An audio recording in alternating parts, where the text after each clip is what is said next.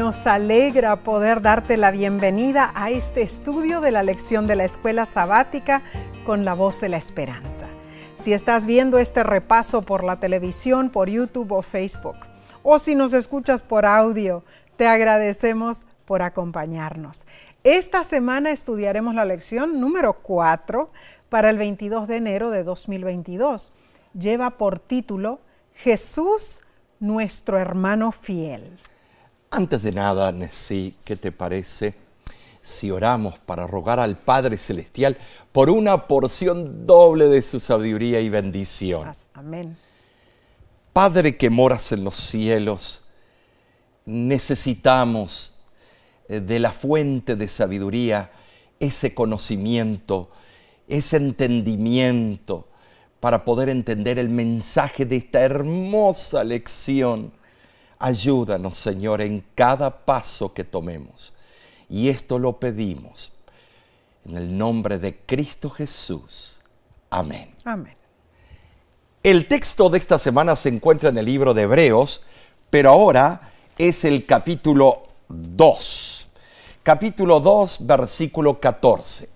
Y dice así: Así que, por cuanto los hijos participaron de carne y sangre, Él también participó de lo mismo, para destruir por medio de la muerte al que tenía el imperio de la muerte, esto es, el diablo. El versículo que acabaste de leer, Omar, trae a relucir el hecho de que Jesús era divino, pero que tomó la naturaleza humana, fusionando misteriosamente ambas naturalezas en una. Cristo se hizo hombre para poder compenetrarse con todas las experiencias de la humanidad. Es esta misteriosa verdad que nos da la más valiosa seguridad. Ya ha sido quebrantado el poder de Satanás sobre la muerte. Y aunque todavía reina la muerte, la resurrección ya está asegurada. Finalmente será aniquilado el originador del pecado. Por la muerte expiatoria en la cruz, obtenemos victoria. Así es, Nessie. Satanás ha tenido el poder de la muerte porque él originó el pecado. Él, allá en el cielo. Cierto. Y la muerte es resultado del pecado. Claro. Su reino es un reino de muerte, Nessie. Eso es lo que él desea. Pero Cristo fue el que entró en la casa del hombre fuerte, Marcos 3:27, ató al enemigo y liberó a lo que él tenía, a los que él tenía prisioneros. Claro que sí. Cristo entró en el reino tenebroso de la muerte, el baluarte de Satanás, y le arrebató la presa. Cuando él pensó que tenía a Cristo en su poder, cuando la tumba fue sellada con Cristo dentro de ella, Satanás se regocijó. Él pensó: ¡ay, he vencido! Jamás va a poder resucitar. Pero Cristo despedazó las ataduras de la muerte y salió de la tumba, pues era imposible que fuera retenido por ella. Amén. Esto lo denota Hechos capítulo 2, versículo 24. Claro. Y así fue que aunque el hombre fuerte armó guardia a su palacio, vino otro más fuerte que él y lo venció. Amén. El hombre más fuerte, Cristo, entró en el reino de la muerte y con su muerte venció al que tenía el poder de la muerte. De allí en adelante la muerte es solo un sueño para los creyentes. Descansan en paz hasta que Dios los llame. Y esto es relevante porque hay poder en la sangre de Cristo Jesús. Esta es una bendita esperanza, hermanos. El autor de la lección nos explica que el primer capítulo de Hebreos habla de Jesús como el gobernante de los ángeles, el Hijo de Dios, y el resplandor de su gloria y la expresión expresa de su persona. En cambio, Hebreos capítulo 2 habla de Jesús como el Hijo del Hombre, que fue hecho más bajo que los ángeles y que adoptó la naturaleza humana con su fragilidad hasta el momento de la muerte. En Hebreos 1, Dios declara que Cristo es su Hijo amado. En Hebreos 2, Jesús declara su fidelidad hacia el Padre, y en el versículo 12 Cristo denota que los seres humanos son sus hermanos. ¡Qué privilegio! Nosotros somos hermanos de Cristo. Ay, Omar, esta semana en realidad va a estar preciosa la lección. Así es. Vamos a contestar las siguientes preguntas. ¿Cómo es Jesús, nuestro hermano? ¿En qué se parece Él a nosotros? ¿Cómo no es como nosotros? ¿Y por qué es importante que Jesús tomara sobre sí mismo la forma de un siervo y se despojara de su reputación celestial? ¿Por qué Jesús, el Verbo, se hizo carne y habitó entre nosotros? El tema principal del capítulo 2 de Hebreos es explicar cómo Jesús se despojó de sí mismo para venir a nosotros, ser nuestra salvación y revelar a Dios como Él realmente es. Amén. Pero Omar, aquí no nos quedamos. Porque cuando pensamos en Jesús como Él realmente es, y decimos de que Él se hizo carne para venir a vivir entre nosotros y morir por nosotros, Y ser para como salvarnos, hermano, ser nuestro hermano. te voy a decir sí y no. Él en sí lo que está tratando de hacer Pablo es decir que él se transformó como uno de nosotros. Fue campechano,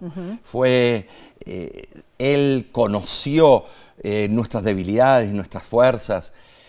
Pero no me gusta cuando un predicador separa mi hermanito mayor. Yo sé lo que estás tratando de hacer, pero su nombre es sacro, su estatus es sacro.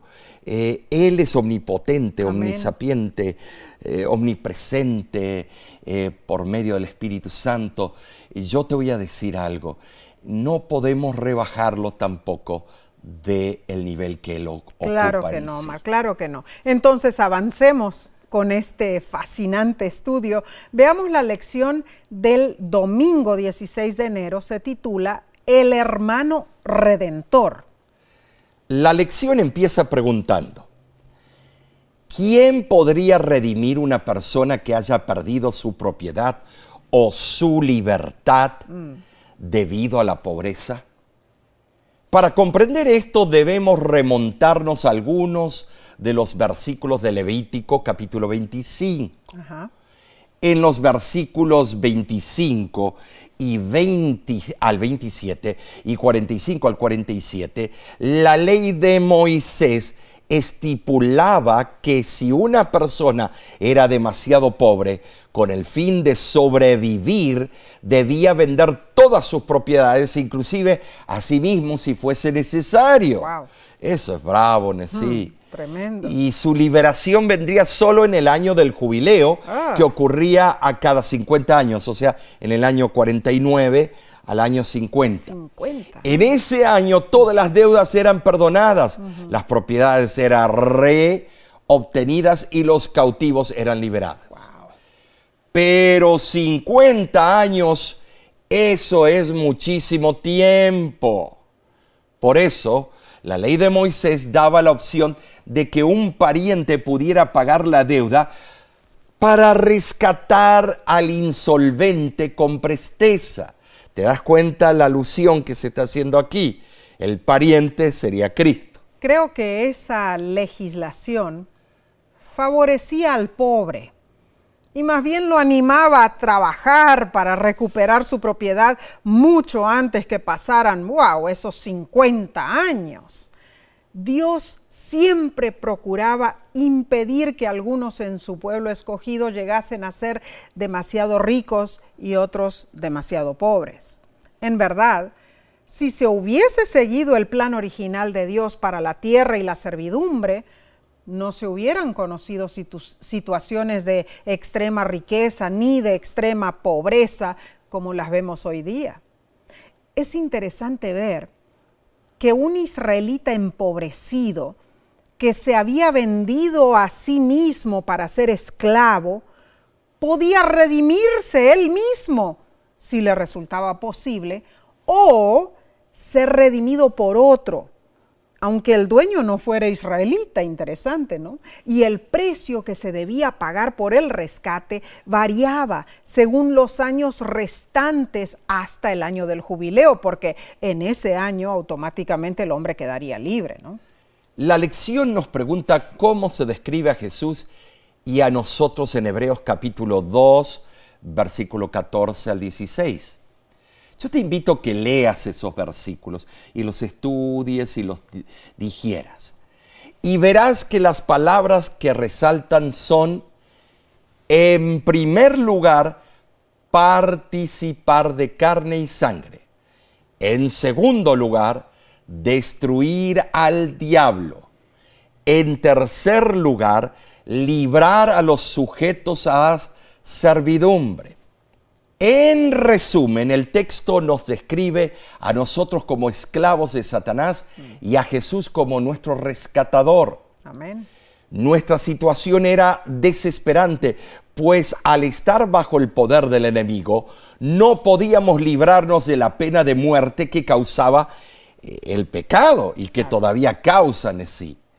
Por eso Cristo Jesús adoptó nuestra naturaleza humana. Así fue. Se anonadó, llegando a ser nuestro pariente más cercano con el fin de redimirnos. Ahí te das cuenta cómo podemos atar esas leyes con la venida del Mesías. La paradoja es que al tomar nuestra naturaleza y lograr nuestra redención, Jesús también reveló en forma extraordinaria su naturaleza. Claro. Y esa naturaleza es divina. Claro que o sí. sea que vemos el plan magistral de Dios el Padre, el Hijo y el Espíritu Santo. Tremendo, Omar, tremendo. Entonces, Cristo Jesús es nuestro hermano mayor, pero también nuestro redentor. Esto me hace recordar, Omar, de un hecho que ocurrió en julio de 2020. Resulta ser que Bridger Walker, un pequeño niño de 6 años de edad, conmovió al mundo. Cuenta la historia que era una tarde en la ciudad de Cheyenne, Wyoming, en Estados Unidos. Bridger y su hermanita se encontraban jugando afuera de su casa cuando un perro se les acercó y avanzó hacia la niña, dijo el reporte. El pequeño Bridger se interpuso entre su hermanita y el animal y fue mordido ferozmente varias veces en su cabeza y en su cara. Tras el ataque, el niño se puso de pie, tomó a su hermanita de la mano y corrió con ella para resguardarse. Fue llevado de urgencias a un centro médico, lógicamente. El ataque afectó su lado izquierdo, su frente, sus labios, su ojo, su mejilla, dejándole una herida pronunciada y muy fea en el rostro. Recibió 90 puntos, Omar, de sutura y este último año el niño ya ha tenido que pasar por múltiples cirugías. Pero, teniendo solo 6 añitos de edad, Omar, Bridger dijo lo siguiente después del ataque: si alguien tenía que morir, pensé que debía ser yo y no mi hermanita. Impactante historia en sí. Así es. Así, pero en un ámbito infinitamente universal, Cristo es nuestro hermano mayor, así como en esta anécdota. Claro. Y leo la promesa que encontramos en el libro Dios nos cuida. El hermano mayor de nuestra raza está junto al trono eterno. Desde allí mira toda alma que vuelve su rostro hacia Él como al Salvador. Sabe por experiencia lo que es la flaqueza humana, lo que son nuestras necesidades y en qué consiste la fuerza de nuestras tentaciones. Está velando sobre ti, tembloroso Hijo de Dios. ¿Eres tentado? Te librará. ¿Eres débil? Te fortalecerá. ¿Eres ignorante? Te iluminará. ¿Estás herido? Te curará. Cualesquiera que sean tus angustias y pruebas, Exponlas al Señor. Cuanto más pesadas tus cargas, más dulce y benéfico tu descanso al echarlas sobre aquel que se ofrece a llevarlas por ti. Asombroso es el poder de nuestro Amén. amante Salvador Cristo Jesús. Millones están sometidos al yugo del pecado y anhelan ser liberados. Tienen temor del presente, sienten aprensión del futuro, los abruma el miedo de la vida, temen a la muerte. ¿Hay alguna esperanza? ¿Hay algún consuelo? ¿Hay alguna liberación? Sí, lo hay. Claro que sí. Cristo Jesús destruyó el poder de Satanás. Cristo Jesús nos ha librado y seguirá librándonos de nuestros temores. Omar, sabiendo todo lo que Él hizo por nosotros, ¿por qué somos tan tercos a veces? Y seguimos con nuestros temores y seguimos con nuestras dudas. Te voy a decir, es que nosotros no tenemos la fe de lo que no se ve, pero sabemos que existe. Nuestra fe se limita, nos autolimitamos, ponemos en tela de juicio a Dios y sus intenciones.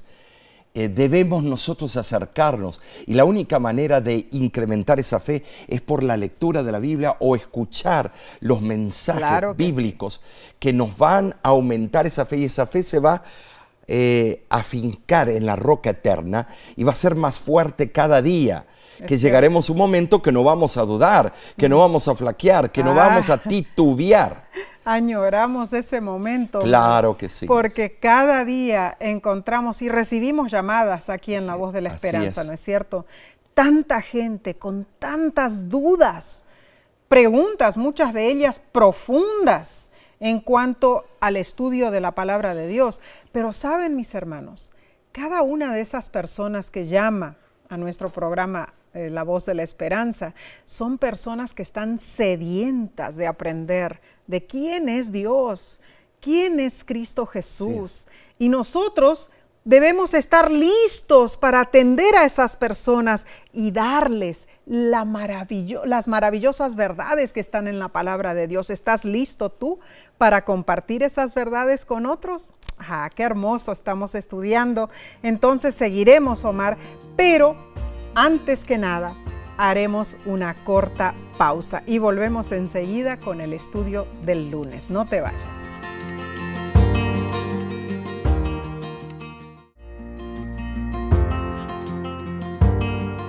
Gracias por unirte a nosotros para estudiar esta hermosa lección de escuela sabática. Para entender más, pasemos a la parte del lunes 17 de enero. Se titula No se avergüenza de llamarlos hermanos. Qué hermoso título que le puso el autor a este estudio de este día. Hebreos 2:11 dice lo siguiente. Y vamos a Hebreos capítulo 2, versículo 11. Y dice así: porque el que santifica y los que son santificados, de uno son todos, por lo cual no se avergüenza de llamarlos hermanos. Antes de que Cristo viniera a la tierra, para él era claro el sendero que tenía que transitar. Cierto. Cada paso le era nítido, nítido. Al llegar a la meta, él debía recorrer todo el camino. Así. No podía detenerse antes de su destino final. No. Debía perseverar hasta el fin. La terminación de esa carrera es tácita en este texto y no un simple perfeccionamiento moral. No. Cristo alcanzó su suprema condición recorriendo el sendero del sufrimiento. Y ahí que lo hizo. Sí, su padecimiento de la muerte fue lo que lo constituyó como Salvador y lo capacitó para ser el capitán que iba a conducir a los hijos de Dios hacia la gloria. Amén. Los sufrimientos de la tentación lo capacitaron para ser misericordioso y fiel sumo sacerdote, Amén. poderoso para socorrer a los que son tentados. Ahora, Cristo es el pionero de la cruz. Amén por eso. Es el ayudador de sus hermanos. La palabra en el griego es argegos o argegos.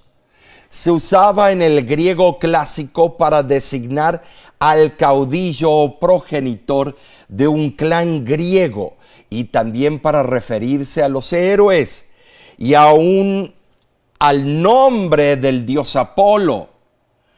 Algunos han sugerido que es adecuado traducir la palabra como pionero, pues la encarnación y la muerte de Cristo fue lo que hizo posible que nosotros, los miembros de la raza humana, finalmente seamos llevados a la gloria. Cristo fue el pionero porque abrió el camino. Amén. Pero este nombre no es completo, pues Cristo es mucho más que un pionero. Muy cierto. Él es nuestro Salvador, Redentor, Amén. Rescatador. Amén, Omar. Cristo se entregó a sí mismo como sacrificio voluntario. Nos dice el apóstol Pablo que Cristo limpiaría las conciencias y se usa la palabra en el griego catarizo, hacer limpio, purificar. Ahora, la lección nos invita a ver cómo las decisiones de Moisés ejemplificaron lo que Cristo haría por nosotros. Leamos Hebreos capítulo 11 del 24 al 26. Dice, por la fe Moisés, hecho ya grande, rehusó llamarse hijo de la hija de Faraón, escogiendo antes ser maltratado con el pueblo de Dios que gozar de los deleites temporales del pecado, teniendo por mayores riquezas el vituperio de Cristo que los tesoros de los egipcios, porque tenía puesta la mirada en el galardón. Moisés rechazó los honores, la jerarquía, el poder, el estatus, debido a su confianza en el elevado destino que Dios le había señalado a él y también a su pueblo en sí. Así fue. Según todas las apariencias, nada podía ser de menos valor que poner la esperanza en tales cosas, pues el pueblo hebreo estaba sometido a la más vil servidumbre en la nación más poderosa de la tierra. Cierto. Solo la fe en las promesas de Dios pudo haberlo inducido a rechazar el trono de Egipto. Moisés tenía que elegir, y lo voy a dividir en estos puntos. Primero, él tenía que elegir entre el poderío del imperio más grande del mundo, o, número 2, vincularse con una raza de esclavos. Tremendo. Tenía dos opciones. Moisés escogió un destino que desde cualquier punto de vista muy poco le podía ofrecer en cuanto a poder terrenal y renombre. Esto es muy cierto. Moisés podría haber razonado que como rey de Egipto estaría en una situación ideal para liberar a su pueblo, ¿o no? Pero no olvidemos que el faraón de Egipto también tenía que ser sacerdote de la religión idólatra egipcia. Además, habría estado sometido a las influencias corruptoras de la vida de la corte real. Sin embargo, sus ojos estaban fijos en las promesas y en los privilegios de incurrir en el pacto divino. Moisés cambió voluntariamente la impresionante fama y el poder momentáneo por las menos aparentes, aún invisibles, promesas y privilegios del pacto de Dios. Pero en esto no termina la lección del día lunes, porque Dios espera algo de nosotros. Segunda de Timoteo, capítulo 1, versículo 8, dice lo siguiente: no te avergüences de dar testimonio de nuestro Señor, Y Hebreos 13 y 15 nos insta diciendo: salgamos pues a Él, ofrezcamos siempre a Dios, por medio de Él, sacrificio de alabanza, es decir, fruto de labios que confiesan su nombre. Dios desea que reconozcamos a Jesús como nuestro Dios y nuestro hermano, y que seamos testigos fieles de su amor. Como nuestro Redentor, Jesús ha pagado nuestra deuda como nuestro hermano. Así es, Omar. Jesús nos ha mostrado la forma en que debemos vivir. Muy cierto, y el deseado de todas las gentes dice lo siguiente: nunca podrá comprenderse el costo de nuestra redención hasta que los redimidos estén con el Redentor delante del trono de Dios. Entonces, al percibir de repente nuestros sentidos arrobados las glorias de la patria eterna, recordaremos que Jesús dejó todo esto por nosotros, que no solo se desterró de las cortes celestiales, sino que por nosotros corrió el riesgo de fracasar y de perderse eternamente. Hermano, hermana, ¿te has puesto a pensar en todo lo que Jesús dejó y arriesgó para que tú, para que yo, para que nosotros seamos salvos? Ay, esto es impresionante, Omar. Sigamos con este estudio. Pasemos a la lección del martes 18 de enero. Se titula Carne y sangre como nosotros. Muy relevante. Ahí se identifica con lo que nosotros somos. Ahora, Hebreos especifica que Jesús se hizo carne para poder morir por nosotros. Sí fue. Veamos algunos textos que explican el concepto de carne y sangre. Número 1, Mateo 16:17. Entonces le respondió Jesús: bienaventurado eres, Simón, hijo de Jonás, porque no te lo reveló carne ni sangre, sino mi Padre que está en los cielos. Con la frase idiomática carne y sangre, los judíos designaban a la humanidad en su totalidad. Así era. Número 2, Gálatas 1:16. Revelar a su Hijo en mí para que yo le predicase entre los gentiles, no consulté enseguida con carne y sangre. En esta instancia vemos que Pablo no sostuvo conversaciones con los dirigentes de Jerusalén después de su conversión y no había recibido instrucciones de ellos, o sea, de carne y sangre. Otro versículo que dice, Omar. En tercer lugar. Exacto, que habla de carne y sangre. 1 Corintios 15:50 dice: pero esto digo, hermanos, que la carne y la sangre no pueden heredar el reino de Dios. El apóstol Pablo aquí destaca que la carne y sangre, o sea, el cuerpo corruptible, es inadecuado para disfrutar del perfecto reino de gloria. En cuarto lugar, Omar, vemos el versículo de Efesios 6:12, donde dice: porque no tenemos lucha contra sangre y carne, sino contra principados, contra potestades, contra los gobernadores de las tinieblas de este siglo, contra huestes espirituales de maldad en las regiones celestes.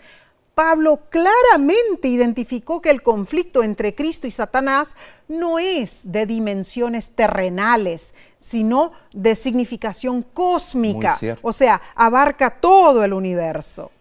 Ahora, Nesí, con estos versículos vemos que la expresión carne y sangre enfatiza la fragilidad de la condición humana, Así es. Su debilidad, su falta de entendimiento, su sujeción a la muerte, Nesí. Es cierto. Ahora, el libro de Hebreos dice que Jesús fue hecho como sus hermanos en todas las cosas, dando a entender que Jesús se volvió completamente un humano. El autor de la lección comenta que Jesús no simplemente se pareció como un humano, Él fue verdaderamente humano, uno de nosotros. Pero Jesús fue diferente a nosotros en cuanto a pecar. En primer lugar, Jesús no cometió ningún pecado. En segundo lugar, Jesús tenía una naturaleza humana distinta porque como Hebreos dice, Hebreos 7:26, Él era santo, inocente, sin mancha, apartado de los pecadores. La diferencia es asombrosa, hermanos, porque nosotros hemos pecado y todos tenemos maldad y tendencias al mal. La esclavitud que sufrimos al pecado comienza en lo profundo de nuestra propia naturaleza. Somos carnales, vendidos al pecado, como dice Romanos 7:14. Pero en extraordinario contraste, la naturaleza de Jesús no fue estropeada por el pecado. Es que así debía de ser. Si Jesús hubiera sido carnal, vendido al pecado como nosotros, también habría necesitado salvación. Jesús vino como Salvador y se ofreció a sí mismo a Dios por nosotros como sacrificio sin defecto alguno. Amén. Y Cristo Jesús venció al enemigo. ¡Qué espectáculo más admirable debe haber sido en el mundo espiritual invisible cuando el Señor Jesús venció poderoso a Satanás, al poderoso Satanás y a las potestades de las tinieblas, hermanos! Ahora bien, aquí hay una verdad maravillosa. La victoria de Cristo sobre el mal y el pecado es nuestra victoria. Lo que hizo Cristo, lo hizo como nuestro representante. Ahora participamos en su muerte, participamos en su entierro, participamos en su resurrección y compartimos también su victoria sobre Satanás. Alabado sea Jesús Dios. ha derrotado al enemigo y con eficacia perfecta nos ha liberado. Amén. Para que podamos servir al Dios viviente. Amén, amén. Ahora sí. La destrucción final de Satanás vendrá en el día del juicio final, según vemos en Apocalipsis capítulo 20, versículos del 1 al 13. Así es, Omar. Es muy interesante. Ay, anhelamos ese día. Ay, Omar. sí. Porque a pesar de conocer las hermosas promesas bíblicas, muchos todavía siguen luchando con el pecado. Así ¿Por es. qué? Nos pregunta la lección. ¿Por qué? ¿Qué estamos haciendo mal? ¿Cómo podemos empezar a vivir el bendecido llamamiento que tenemos en Jesús? El libro El Camino a Cristo nos da un valioso consejo y dice así: reunamos las benditas pruebas de su amor para poder contemplarlas continuamente. El Hijo de Dios que deja el trono de su Padre y reviste su divinidad con la humanidad para poder rescatar al hombre del poder de Satanás. Su triunfo en favor de nosotros, que abre el cielo y los hombres y revela la visión humana, la sala de audiencia donde la deidad descubre su gloria. La raza caída, levantada de lo profundo de la ruina en que el pecado le ha sumergido, puesta de nuevo en relación con el Dios infinito. Estas son las imágenes que Dios desea que contemplemos. Ay, Omar, que Dios nos ayude a hacer su divina voluntad, que Dios nos fortalezca a contemplarle todos los días, a reconocer que Él lo hizo todo por nosotros. Esa debe ser nuestra añoranza diaria como hijos de Dios. Bien lo dice el canto que cantaban los heraldos del rey antiguos. Contemplación, palabra santa. Bueno. ¿Por qué? Porque mientras más contemplas el perfecto carácter de Cristo, más te acercas y más compatibilidad hay entre Él y tú. Es cierto. Y yo. Es cierto.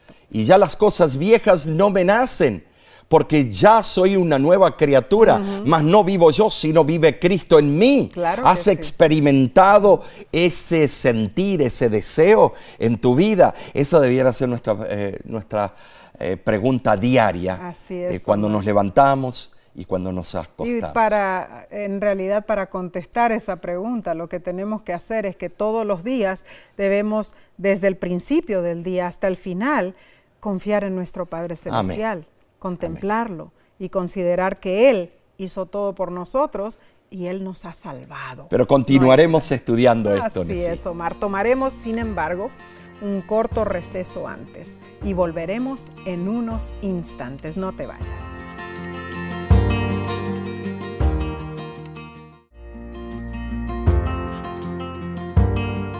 Te agradecemos por acompañarnos. Vayamos entonces al estudio del día miércoles 19 de enero titulado Perfeccionado a través de sufrimiento. Hebreos capítulo 5, versículos del 8 al 9, comenta lo siguiente. Y aunque era hijo, por lo que padeció aprendió la obediencia. Y habiendo sido perfeccionado, vino a ser autor de eterna salvación para los que le obedecen. Entendamos algo importante. Aunque Cristo se revistió de humanidad, Él era divino. En Él estaban misteriosamente combinadas la naturaleza humana y la divina. La resurrección demostró de modo incontrovertible que Él era el Hijo de Dios. Pero, aunque era divino, aprendió la obediencia por las cosas que sufrió. Wow. En el griego la palabra usada es mantano, aprender, llegar a saber, enterarse en sí. Esto, Omar, es muy difícil de captar con nuestra mente humana. El versículo dice que Dios hizo a Jesús perfecto a través de sufrimientos. Sorprendente. Sí, o sea, y difícil de comprender en realidad. El autor de Hebreos, desde el primer capítulo, usa frases enaltecedoras para describir a Jesús. Frases como resplandor de la gloria de Dios, sin pecado, sin mancha, santo. Pero hagamos una pausa aquí, hermanos, porque estamos de acuerdo con el autor de la lección cuando dice lo siguiente: Jesús no tenía que superar ningún tipo de imperfección moral o ética. No. Él fue perfecto, tanto moral como éticamente. Es correcto, Nesí. Le diste al clavo, como dicen. Pero Hebreos dice que Jesús experimentó un proceso de perfeccionamiento. Wow. El cual le proporcionó los medios para salvarnos. Interesante. Es relevante, Nesí. Es cierto. Interesante cómo lo explica el autor de la lección. Jesús fue perfeccionado en el sentido de ser equipado para ser nuestro Salvador. Oh, esto es impresionante. Él llegó a entender lo que significaba la obediencia y esta le ocasionó sufrimiento. Jesús vino a esta tierra para hacer la voluntad de Dios y nada pudo desviarlo de ese propósito. Él sostuvo una lucha constante porque hacía constantemente la voluntad de su Padre. Ni una sola vez se dio a la tentación.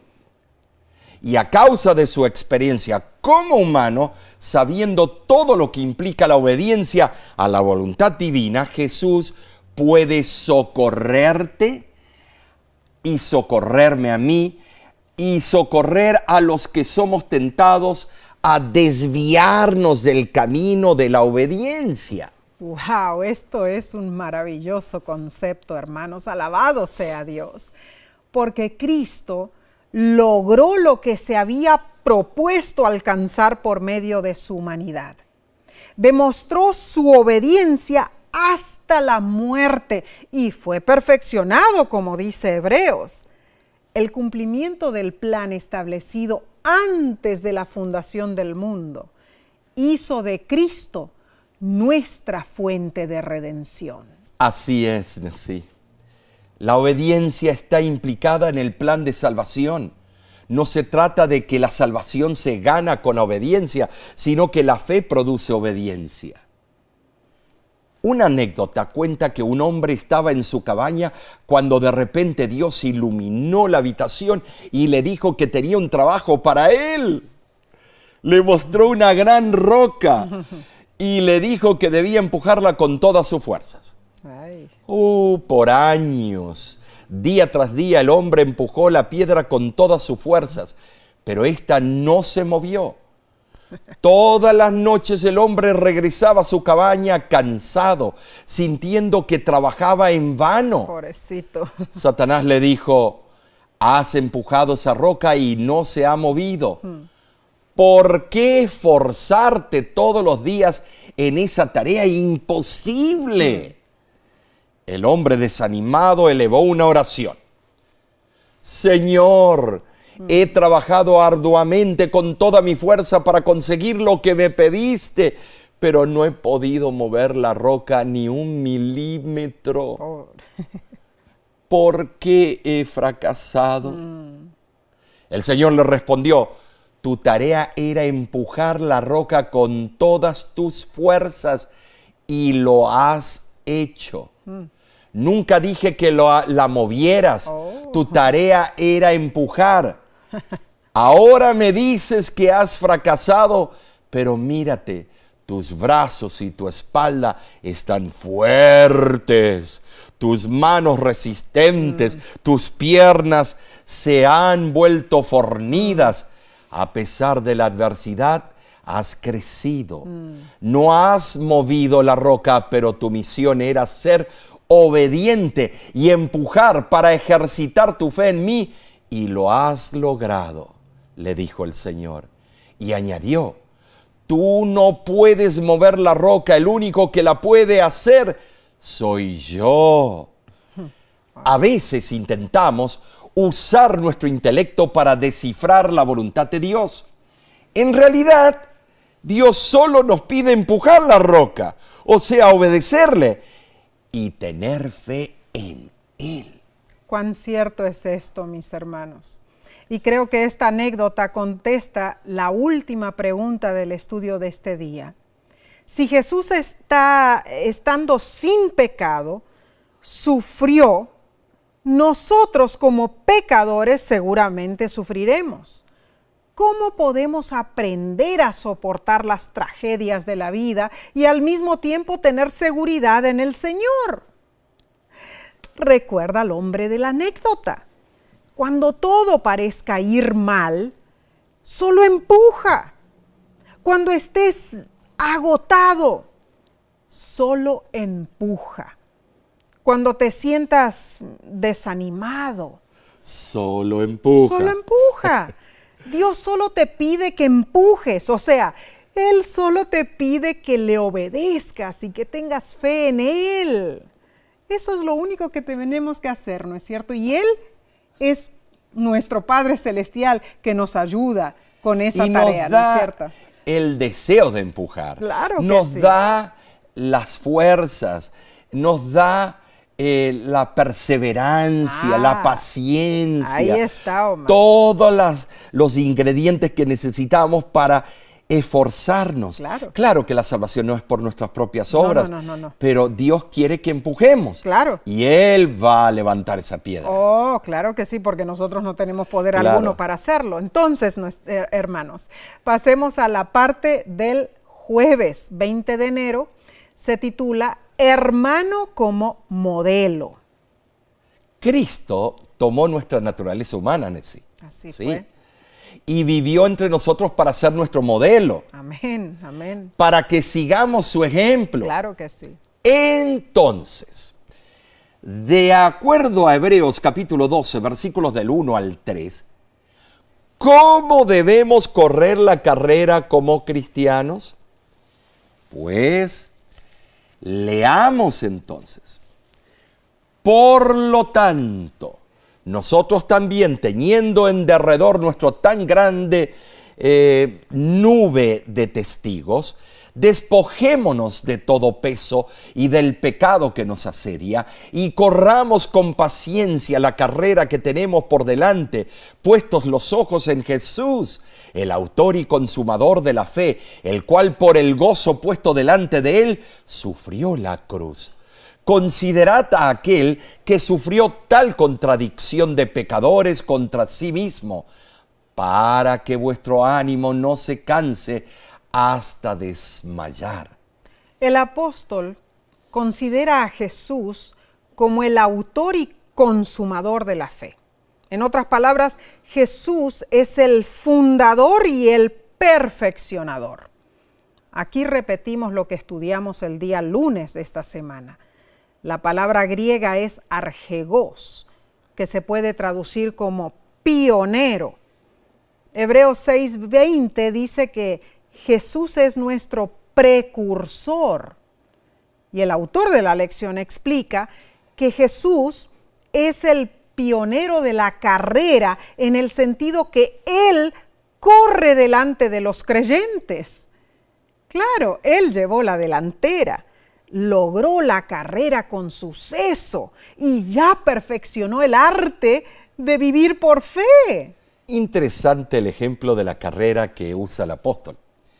Y digo esto porque los concursos atléticos griegos fueron durante siglos muy populares en el mundo mediterráneo. Por eso, esta ilustración era familiar para los lectores hebreos. Pablo usa la carrera para ilustrar lo que experimentan los cristianos. Cierto. Los que están motivados por la fe no vacilan en desprenderse de lo que pueda impedirles llegar a su meta. Así debe ser. Los hallazgos arqueológicos en sí han demostrado que los atletas se entrenaban llevando pesas de piedra en las manos. Interesante. En el día de la carrera no las llevaban y así aligeraban sus pasos para correr con más presteza. Wow. Esa costumbre podría reflejarse en nuestra vida espiritual. Sí, tenemos que seguir ese ejemplo. Claro que sí, Omar. Como corredores debemos poner nuestra confianza en nuestro entrenador, en nuestro Salvador, Cristo Jesús. Él nos sustenta en todo el proceso de la carrera. Él es nuestro modelo, nuestro hermano, quien ya corrió la carrera y sabe lo que cuesta llegar a la meta. Cada ser humano tiene algún pecado que lo asedia. Sí, tú, yo, todos tenemos pecados. ¿Cierto? Alguna tendencia al mal que amenaza con impedirnos que corramos la carrera cristiana. Y cuando pensamos que ganar la victoria sobre esa tendencia al mal, entonces otra tendencia va a ocupar ese lugar. Es que es algo continuo, mis hermanos. En el sendero de la salvación hay que librar una batalla tras otra. Pero gozamos del privilegio de obtener la victoria a cada paso del camino. Cualquiera que sea el pecado que nos acose, debemos dejarlo a un lado. Sí, como los corredores antiguos se desprendían de sus ondeantes mantos y dejaban las pesas de piedras con que se habían ejercitado y se ceñían debidamente para la carrera. La carrera cristiana dura toda la vida, exige perseverancia ante los sucesos o sucesivos chascos y dificultades, y paciencia para esperar el galardón final. Como cristianos aún estamos en el centro del estadio, siendo contemplados fijamente por la simbólica nube de testigos, y hacemos frente a un adversario que desea trabarse con nosotros en una lucha mortal. No obstante, al desprendernos del pecado, se nos exhorta que resistamos la tentación con firmeza. Amén. Se puede decir que la carrera cristiana es la experiencia permanente por medio de la cual nos vamos pareciendo cada vez más a Jesús. Gloria a Dios. Mantenemos puestos nuestros ojos en Él, sosteniendo una relación continua con la fuente de poder para que resistamos y triunfemos. Amén, amén. Esa es la obra del Cristo que mora en nuestro ser como perfeccionador de nuestra fe. Es la obra de la santificación que Él hace en nosotros. Ay, Omar, cuán bendecido en realidad ha sido el estudio de esta semana, Omar. Yo creo que en verdad Jesús es nuestro hermano fiel.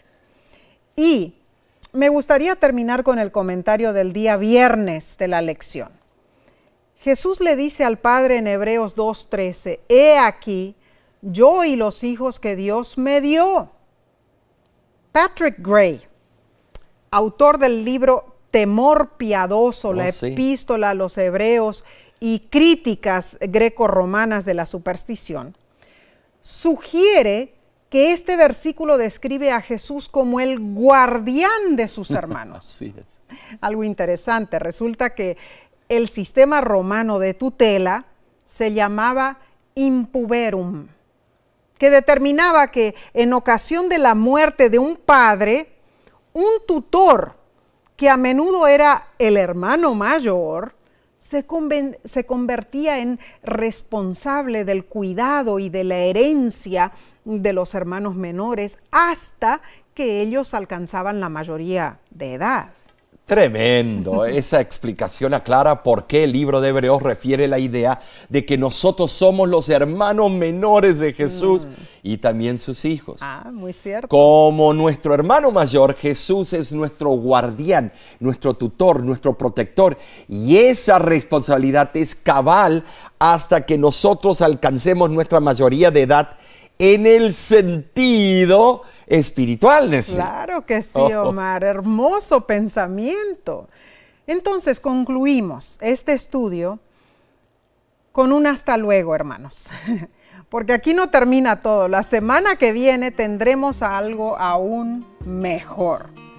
La próxima lección se titula Jesús, el dador del descanso. Así que, Omar, ¿qué vamos a hacer? Invitar a nuestros hermanos. Ahora, yo quisiera que tú te unas con nosotros para gozar juntos del estudio de la palabra de Dios.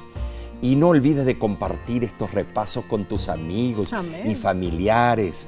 ¿De qué manera? Puedes suscribirte en nuestro canal de YouTube. Así es. O ir al Facebook o a otras plataformas de la red social.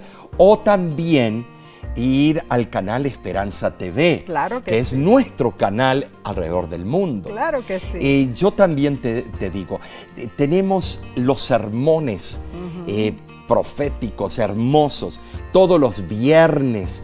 Búscanos en el canal de YouTube y los sábados nos puedes ver en Esperanza TV y también en el canal de YouTube. Así es. Búscanos, los sermones son importantísimos. Claro que no te quedes solo con la lección, sino puedes estar. Omar, tenemos en vivo todos los jueves, nos unimos para orar los unos por los otros a través de la página de Facebook de La Voz de la Esperanza y por YouTube de igual manera. Y tenemos materiales que son como cápsulas o segmentos, como Ayúdame a Entender.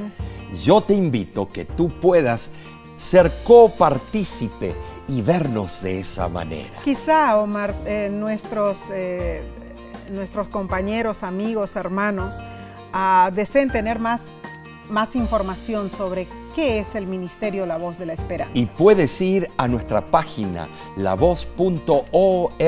Claro que sí. Y también allí puedes colaborar y puedes también mandar allí a decirnos cuál es tu necesidad para que oremos por esa necesidad. Claro que sí, mis hermanos. Somos todos una familia grande en el mundo. Y de nuestra parte, Nesí, te decimos hasta la próxima semana por este mismo medio.